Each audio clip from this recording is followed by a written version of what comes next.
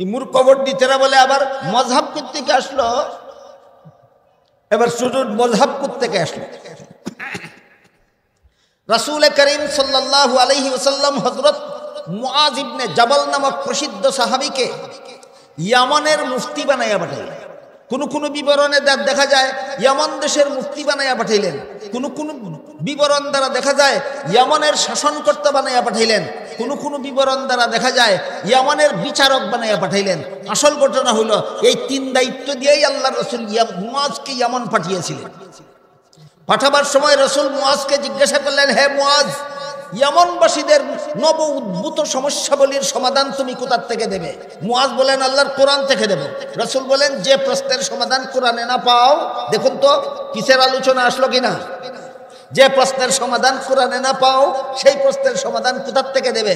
রাসূল মুআজ বলেন, রাসূলের হাদিস থেকে দেব। রাসূল মুআজকে প্রশ্ন করেন, যে নতুন সমস্যার সমাধান রাসূলের হাদিসে না পাও সেই সমস্যার সমাধান কোথা থেকে দিবা? এমন সমস্যা তো আমরা দেশেও আছে। নমাজ মাইকের ব্যবহার জায়েজ না জায়েজ? যদি কোরআন না পাই যাব কোথায়?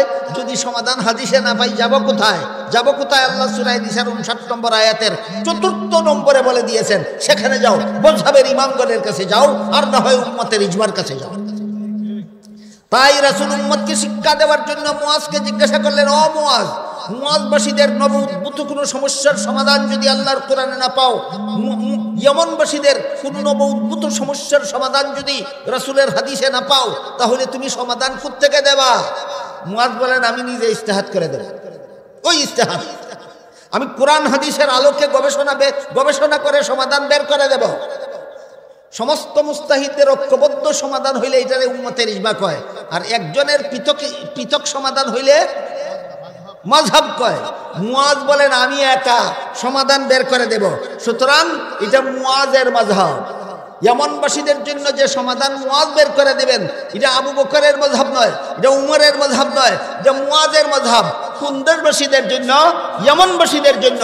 এই হাদিসের দ্বারা রাসূল সারা দুনিয়া জুড়া বিশ্বব্যাপী সমস্ত মুসলমান উম্মতকে শিক্ষা দিলেন, যেমন ভাবে ইয়ামানবাসীদের জন্য মুআজ ছাড়া কোনো মুস্তাহিদ ছিল না, আর মুআজের সমাধান ইয়ামানবাসী ছাড়া আর কারোর জন্য মান্য করা জরুরি ছিল না। এর মাধ্যমে রাসূল শিক্ষা দিয়েছেন বিশ্বব্যাপী মুসলমান উম্মতকে যে এর মূলনীতি হলো কোন দেশের মানুষ কার মাযহাব মতে আমল করবে, যেই দেশে যার মাযহাব চালু আছে। মুআজরে ইয়ামান পাঠাইয়া মুআজের ইজতিহাদি সমাধান ইয়ামানবাসীদের জন্য মানার ব্যবস্থা করে দিয়া আল্লাহ রাসূল কিয়ামত পর্যন্ত গোটা উম্মতের জন্য একটা মূলনীতি নির্ধারণ করে দিলেন, কোন দেশের মুসলমান কার মাযহাব মতে আমল করবে। জবাব হইল, যেই দেশে যার মাযহাব চালু আছে। এবার বলেন তো, বাংলাদেশে কোন মাযহাব চালু আছে? এখানে যদি কেউ শাফি মাযহাবের দলিল দিতে চায়, এটা বাটপারি ছাড়া আর কিছু নয়। যেই দেশে শাফি মাযহাব চালু আছে ওইখানে গিয়ে দলিল জাভারও দাও। এখানে যদি কেউ মালিকি মাযহাবের দলিল দিতে চায়, এখানে এটা বিভ্রান্তি সৃষ্টি করা এবং ফিতনাবাদী ছাড়া আর কিছু নয়। যেই দেশে মালিকি মাযহাব চালু আছে সেই দেশে গিয়ে মালিকি মাযহাবের দলিল দাও। এখানে যদি কেউ হাম্বলি মাযহাবের দলিল দিতে চায় আলেম ছাড়া অন্য কারো কাছে, তাইলে এটা বিভ্রান্তি সৃষ্টি আর ফিতনা ছাড়া কিছু নয়। যেই দেশে হাম্বলি মাযহাব চালু আছে সেই দেশে গিয়ে তুমি দলিল দাও। এই কথাটা রাসূল মুআজ ইবনে জাবাল সম্পর্কিত হাদিসে গোটা উম্মতকে শিক্ষা দিয়েছেন, কোন দেশের মুসলমান কোন মাযহাব মতে আমল করবে, যেই দেশে যেই মাযহাব চালু আছে। কাজেই মাযহাব থেকে আসলো, মাযহাব সাহাবায়ে কেরাম থেকে আসলো এবং রাসূলের সমর্থন পেল। মুআজ যখন বললেন আমি ইজতিহাদ করে সমাধান দেব, এটা আমার ব্যক্তিগত ইজতিহাদ, যে মুআজের মাযহাব, শুধু ইয়ামানবাসীদের জন্য ব্যবস্থা করে দিলেন। মুআজের এই জবাব শুনে আল্লাহর রাসূল খুশি হয়ে আল্লাহর শুকরিয়া আদায় করলেন। এর মানে হলো মুআজের মাযহাবকে রাসূল সমর্থন দিলেন। যারা বলে মাযহাব যদি ইসলামের কোনো বিষয় হতো তাহলে সাহাবায়ে কেরামদের মধ্যে মাযহাব হলো না কেন, রাসূল মাযহাবের কথা বলে গেলেন না কেন? আমি বলতে চাই, এরা সাহাবাও চিনে না, মাযহাবও চিনে না। সাহাবাদের মধ্যে অনেক মাযহাব ছিল এবং রাসূলকে অবগত করা হয়েছিল, রাসূল সমর্থন দিয়েছিলেন। এর আর এক দুইটা প্রমাণ পেশ করে আজকের মতো কথা শেষ করি। রাসূল করিম সাল্লাল্লাহু আলাইহি ওয়াসাল্লাম একদল সাহাবাকে একটা যুদ্ধে পাঠালেন। ইসলামের ইতিহাসে যুদ্ধটার নাম বনি কুরাইজা যুদ্ধ। এই যুদ্ধে পাঠাবার সময় রসুল তাদেরকে বলে দিলেন, তোমরা এত তাড়াতাড়ি যাইবা যেন গন্তব্যস্থলে গিয়ে আসরের নামাজ পড়তে পারো। তখনও এই সময় হাতে ছিল, কিন্তু পরবর্তীতে ঘটনাক্রমে এমন দেরি হয়ে গেল, আর গন্তব্যস্থলে গিয়ে আসরের নামাজের সময় থাকবে না। এখন গন্তব্যস্থলে গিয়ে আসর পড়তে হলে নামাজ কাজা হয়ে যাবে, আর টাইমের ভিতরে পড়তে হইলে রাস্তায় পড়তে হবে। এখন এই সমস্যা দেখা দেওয়ায় সাহাবায়ে কেরামদের মধ্যে দ্বিমত হয়ে গেল। একদল সাহাবী বললেন, রাসূল বলেছেন গন্তব্যস্থলে গিয়ে পড়ার জন্য, সময় রইল না, কাজা হইল, এটা নিয়ে আমাদের মাথা কামানির দরকার নাই, তারা গন্তব্যস্থলে গিয়ে কাজা করলেন। আরেক দল বললেন, রাসূল যখন বলছিলেন তখন গন্তব্যস্থলে গিয়েই সময়ের ভিতরে পড়ার সুযোগ ছিল, সময় অতিবাহিত হয়ে গেছে, এটা রাসূল জানেন না, কাজে আমরা সময়ের ভিতরে নামাজ পড়বো রাস্তায়। একদিনের আসরের নামাজ একদল সাহাবী কাজা করলেন গন্তব্যস্থলে গিয়া, আর একদল সাহাবী ওক্তের ভিতরে পড়লেন রাস্তায়। একদিনের আসরের নামাজ নিয়ে সাহাবাদের মধ্যে কটা মাযহাব হইল? দুইটা। এই দুইটা মাযহাবের সংবাদ রাসূলকে বিস্তারিতভাবে বলা হইল, হুজুর আমাদের মধ্যে এরকম দুইটা মাযহাব সৃষ্টি হইয়া গেছে, এখন আমরা কি করব? আল্লাহ রাসূল দুনো মাযহাবকে সমর্থন দিয়া দিলেন। এখান থেকে 3 প্রশ্নের জবাব পরিষ্কার হয়ে যায়। সাহাবায়ে কেরামের মধ্যে মাযহাব ছিল, রাসূল জানতেন, সমর্থন দিয়েছেন। কটা কথা পরিষ্কার হইল? কটা কথা পরিষ্কার হইল? 3টা কথা পরিষ্কার হইল। সাহাবাদের মধ্যে মাযহাব ছিল। যারা বলে সাহাবাদের মধ্যে মাযহাব ছিল না কেন, এরা সাহাবাও চিনে না, মাযহাবও চিনে না। সাহাবাদের মধ্যে মাযহাব ছিল, 1 নম্বর কথা প্রমাণ হইল। 2 নম্বর, মাযহাব যে সাহাবাদের মধ্যে ছিল রাসূল জানতেন না। হাকামাল হাকিমু ফাজতাহাদা ফাআসাবা ফালাহু আজরানে ওয়া ইযা ইজতাহাদা ওয়া আখতা ফালাহু আজরুন ওয়াহিদ আও কামা ক্বালা আলাইহিস সালাতু ওয়াস সালাম। মুস্তাহিদ যদি সঠিক সিদ্ধান্তে উপনীত হতে পারে ডাবল সওয়াব, সঠিক সিদ্ধান্তে উপনীত হতে না পারলেও কমপক্ষে 1 সওয়াব। কাজেই এক মুস্তাহিদ এক সিদ্ধান্ত দিল, আরেক মুস্তাহিদ আরেক সিদ্ধান্ত দিল। সহিহ বুখারী শরীফের হাদিসের দ্বারা সুস্পষ্টভাবে প্রমাণিত, প্রত্যেক মাযহাবেই সওয়াব আছে, কোনো মাযহাবেই গুনাহ নয়। প্রত্যেক মাযহাবেই সওয়াব আছে, কোনো মাযহাবেই গুনাহ নাই। কিন্তু যারা কোনো মাযহাব মানে না, এরা এমনে করলেও গুনাহ, হেমনে করলেও গুনাহ। এটার উদাহরণ দিয়ে এই কথাটা শেষ করি।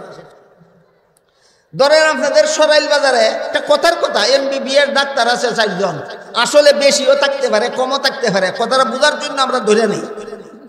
সরাইল বাজারে MBBS ডাক্তার আছে কজন? 4 জন। এক আমাশার রোগী এক ডাক্তারের কাছে গেল, MBBS ডাক্তারে কয়, তোমার ওষুধপত্র খাইতে হবে না, একটু ঠান্ডা খাও, নরম খাও, আর ঠান্ডা পানি পেট বুঝা খাও, সেটা দেব। এক ডাক্তারের ব্যবস্থা। আরেক ডাক্তারের কাছে গেছে পরে কয়, শুধু এইভাবে হইতো না, তুমি জাল খাওয়া বন্ধ করতে হবে, গোশত খাওয়া বন্ধ করতে হবে, ঘি খাওয়া বন্ধ করতে হবে, দুধ খাওয়া বন্ধ করতে হবে। গেল আরেক ডাক্তারের ব্যবস্থা। তৃতীয় ডাক্তারের কাছে গেলে কয়, শুধু সত্য অসত্য মানলেই হইতো না, তুমি একটা ট্যাবলেটও খাইতে হবে। গেল আরেক ডাক্তারের ব্যবস্থা। চতুর্থ ডাক্তারের কাছে গেলে কয়, শুধু ট্যাবলেটে হইতো না, একটা ক্যাপসুলও সাথে লাগবে। কত ডাক্তার, কত ব্যবস্থা? 4 ডাক্তারের 4 ব্যবস্থা। কোন ব্যবস্থাটা সরকার বিরোধী? 4 ডাক্তারই কিন্তু সরকারি সার্টিফিকেট প্রাপ্ত, 4 ডাক্তারই। তাহলে সরকারি সার্টিফিকেট প্রাপ্ত 4 ডাক্তারের 4 ব্যবস্থাই সরকারের দৃষ্টিতে সঠিক, সরকারের দৃষ্টিতে সঠিক।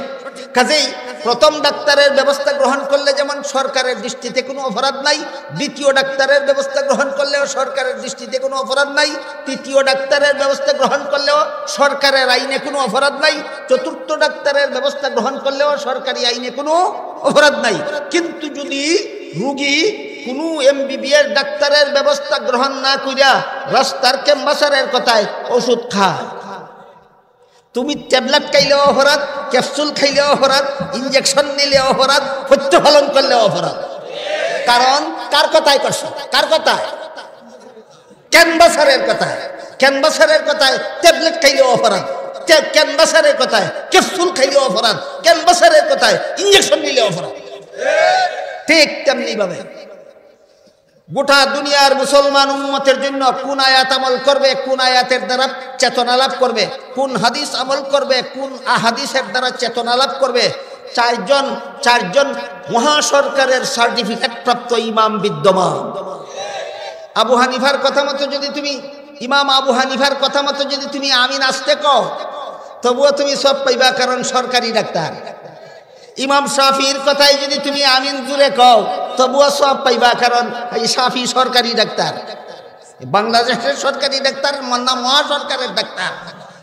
কিন্তু যদি না আবু হানিফার কথা মতো আসতে কইছ, না শাফির কথা মতো জুড়ে কইছ, মূর্খ পণ্ডিতের কথায় যদি আসতে বলো তবু আল্লাহর কাছে জবাব দিতে হবে কার কথায় আসতে কইছস। আর যদি মূর্খ পণ্ডিতদের কথায় জুড়ে আমিন কও তবু আল্লাহর কাছে জবাব দিতে হবে কার কথায় জুড়ে কইছস। উদাহরণ বুঝতে পারলেন? রসুলের হাদিস দ্বারা সুস্পষ্টভাবে প্রমাণিত। আবু হানিফার কথা মতো যদি নামাজে আপনারা আমিন আসতে বলেন তবুও সব পাইবেন। ইমাম শাফির কথা মতো যদি আমিন জুড়ে বলেন তবুও সব পাইবেন। লা মাযহাবিদের কথায় আসতে বললেও জবাব দিতে হবে আল্লাহর কাছে কার কথায় আসতে কইছ। আর লা মাযহাবিদের কথায় আমিন জুড়ে বললেও জবাব দিতে হবে আল্লাহর কাছে কার কথায় জুড়ে কইছ।